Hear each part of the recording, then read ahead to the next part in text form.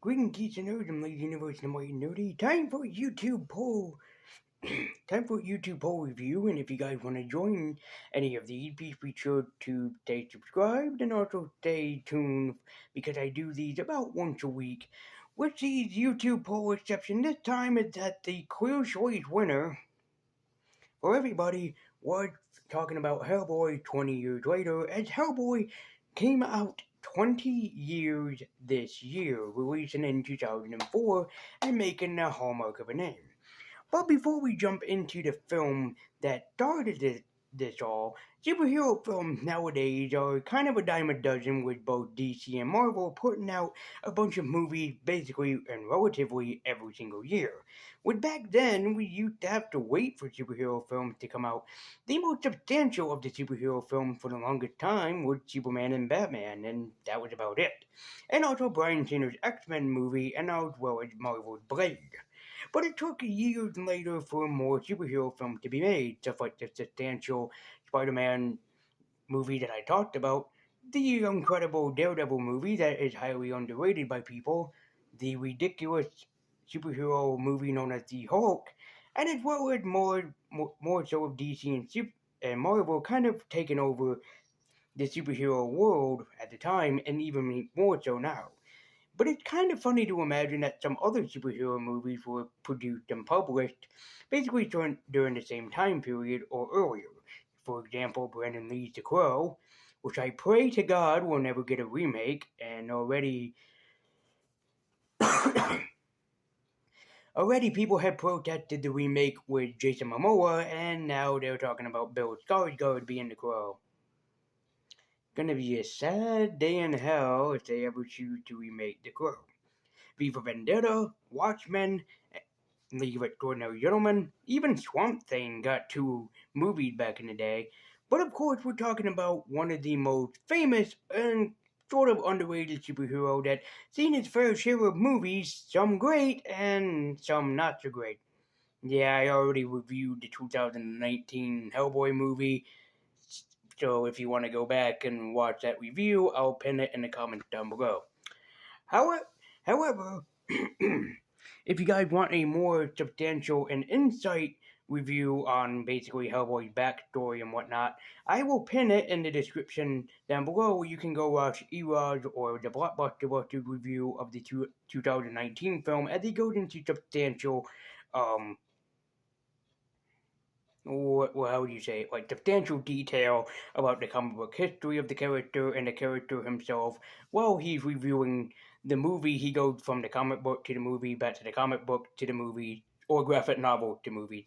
But before I jump into Hellboy and this intro taking too long, let's talk about the character as he was created. So, who is Hellboy? For those of you that don't know, Hellboy was created by Mike Mignola, as Mignola created the character to sort of be a kind of parody of superheroes, as he did not mean for Hellboy to become famous, but instead just drew him off as sort of like a jokey kind of character in this regard. As at first, Hellboy was nothing but a jokey character, but was soon becoming a well sort of popular character. At first, Mignola drew this kind of dorky character that just had the name Hellboy on his belt before turning him into a classy superhero.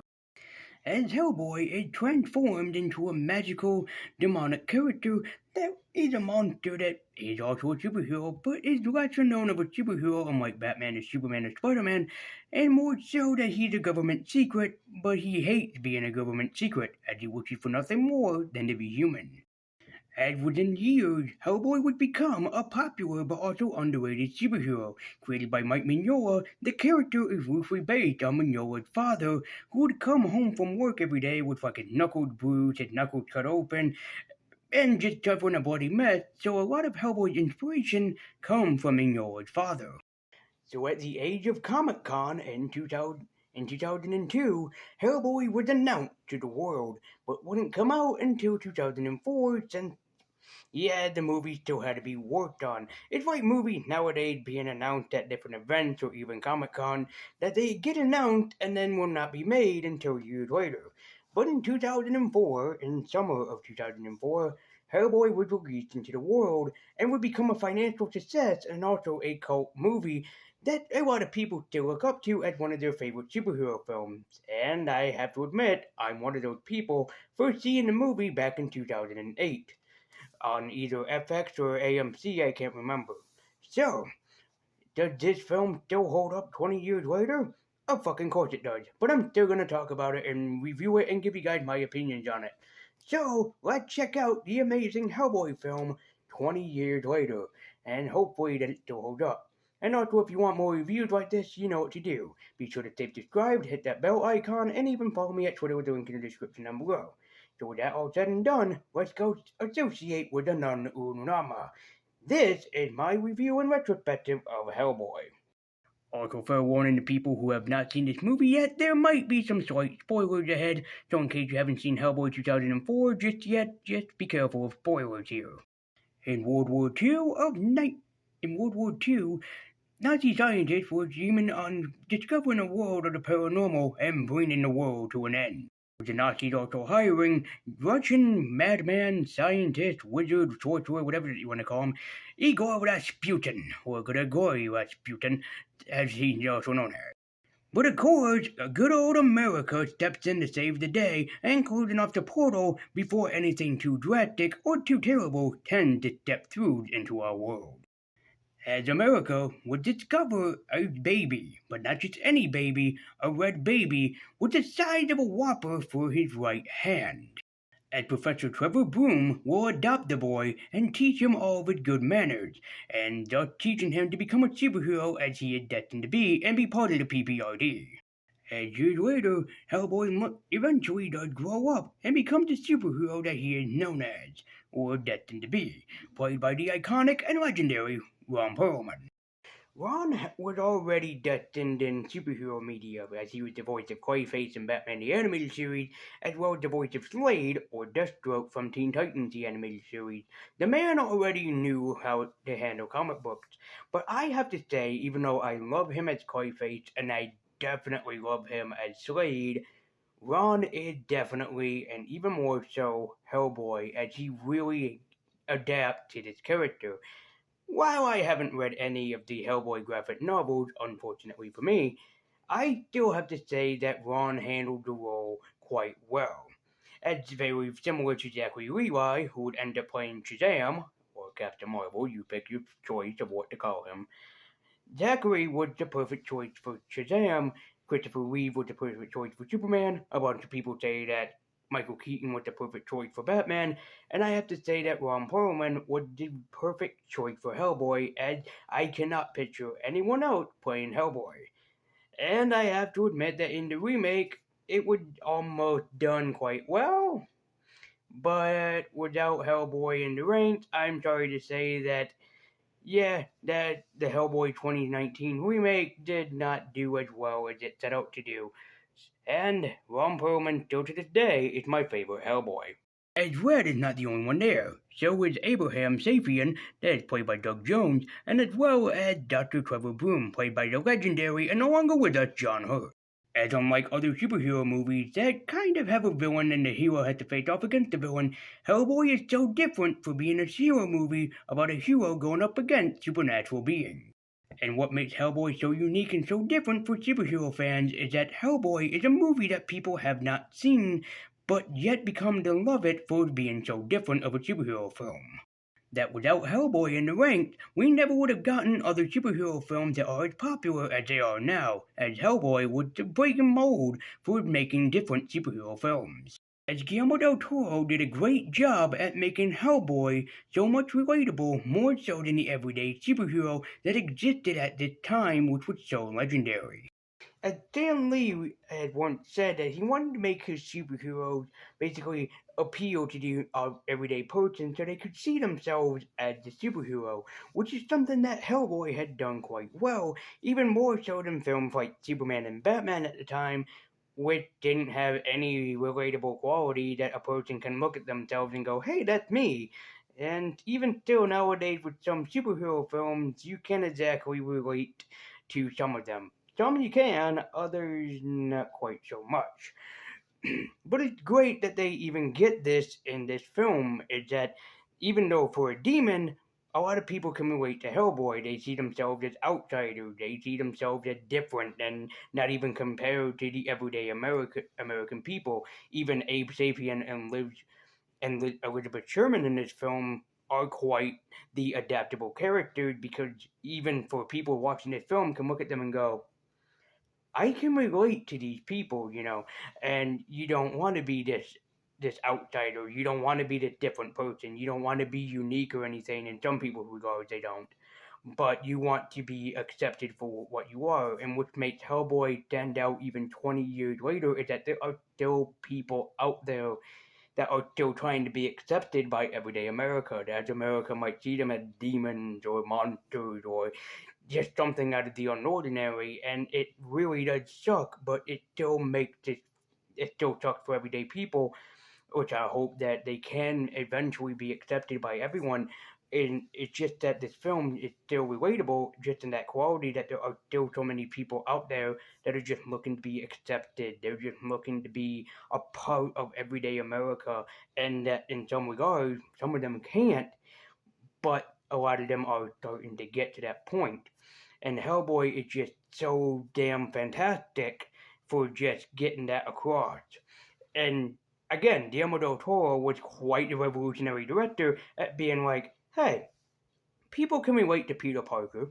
Some people can relate to Matt Murdock. Some people can relate to the Incredible Hulk.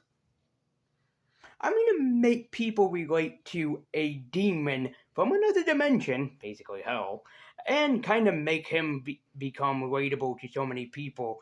And that is what I think is one of the things that's so awesome about Hellboy. Hellboy is not like Superman. He's not like Batman. He is a superhero in his own regards, but he's more of the weirder superheroes that no one would really tend to relate to or even look up to.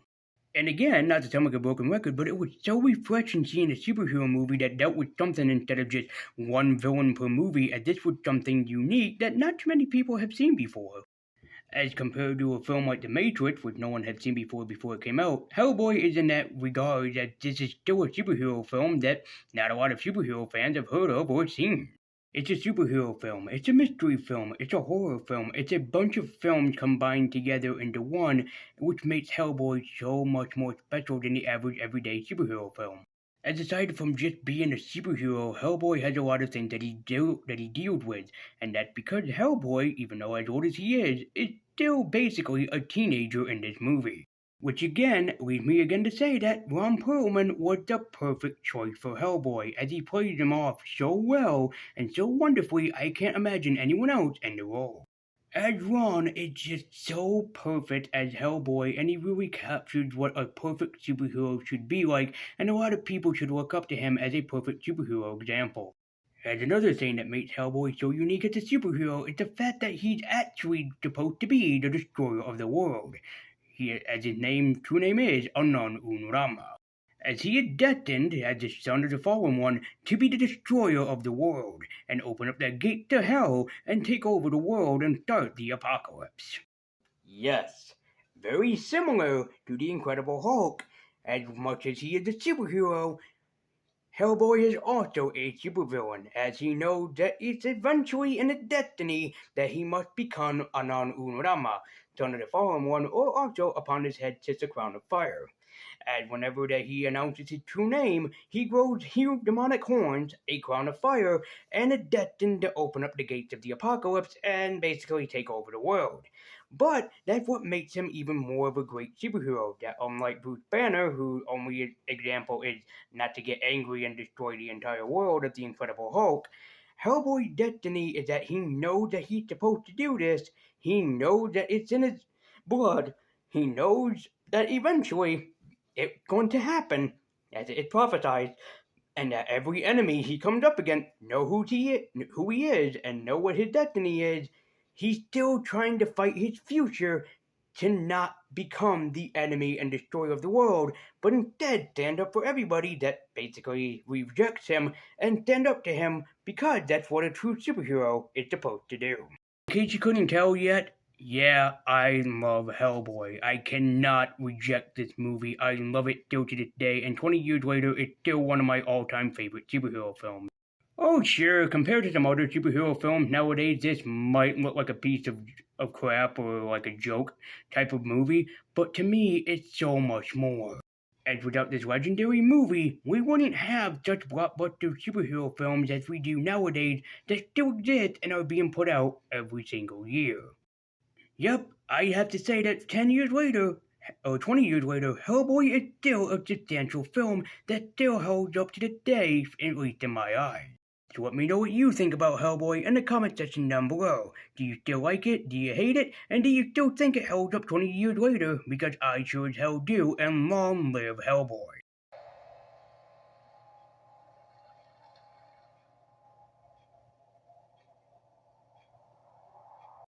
20 years later, I still think that the original Hellboy still holds up to this day as a great superhero movie, especially, again, even still, going back 20 years later, there's not too many superhero films that is like this. Probably the closest example is maybe the Keanu Reeves Constantine movie, and that's about it. Well, she's gonna see a sequel either this year or next year.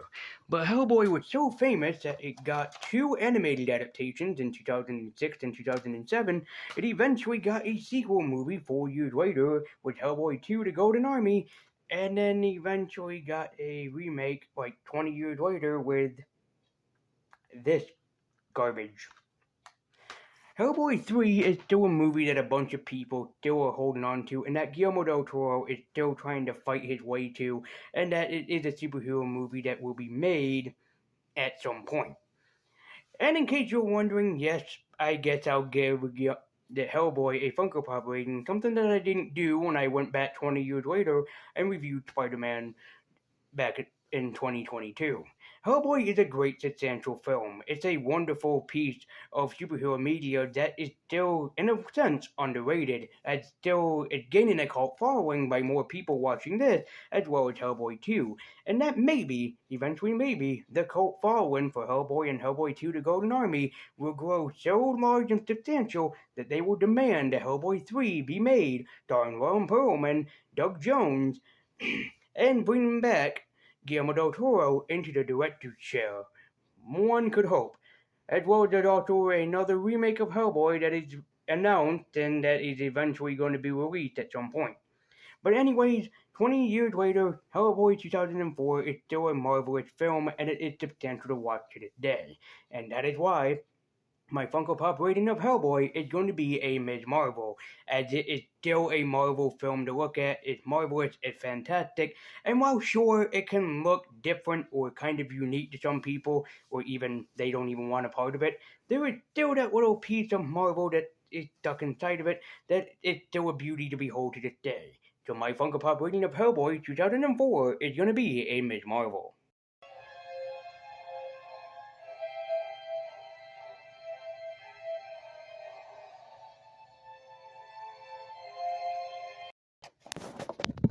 God damn it. And that was Hellboy 20 years later, ladies and gentlemen. If you are so inquired to check out this movie, you really should. It is a wonderful piece of superhero media, still kind of underrated, but still wonderful. And you should also check out the animated movies Sword of Storm and Blood and Iron, which are, I should mention, free to watch on YouTube. Not the original Hellboy movie, the animated ones.